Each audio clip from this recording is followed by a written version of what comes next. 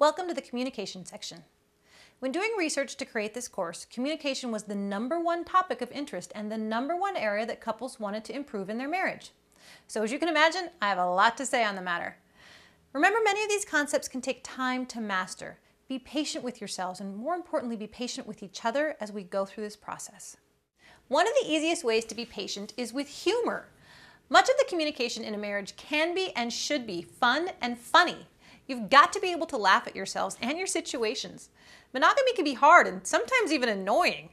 If you don't have a sense of humor in a relationship, you could kill each other. If you can laugh together, it makes everything better and easier to solve. So I challenge each of you to get back in touch with your sense of humor. It diffuses tension, makes you more receptive, and helps you feel connected. Humor will also help with the next thing I'm asking of you. Learning to communicate is a vulnerable process. It's vital that we try not to be critical, accusatory, judgmental, or feel like a victim. It's easy to fall into those negative mindsets, but each of you has a choice to approach this with love and laughter. Let me give you a practical tip on how to help each other with this. I call it a moment of grace.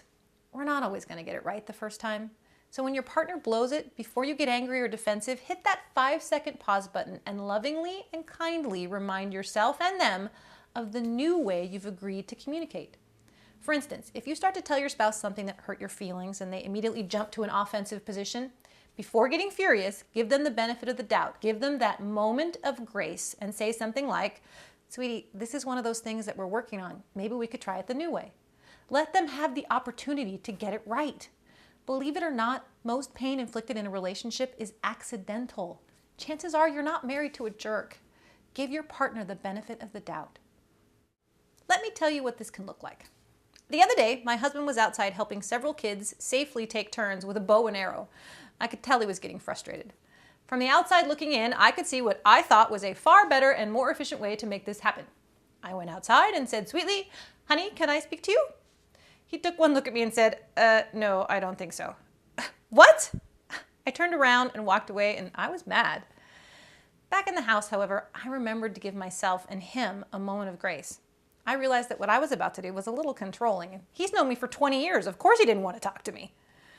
However, we still had some things we needed to talk about. A little later, I went back outside, and I could tell he was still a little mad at me. I walked over and said with a smile on my face and laughter in my voice, "Where in the marriage manual does it say that you get to deny the 'honey, can we talk' question?" He immediately smiled and responded with, "Yes, it's a little known clause. Husbands have the right to deny the 'honey, can we talk' question." At this point, we're both cracking up. The situation was diffused, and we were able to have a loving and productive conversation. Can you think of any situations like this? Any recent issues that could have benefited by a little humor? When couples are able to use that moment of grace and approach each other with love and laughter, it goes a long way toward easing the situation and furthering their communication.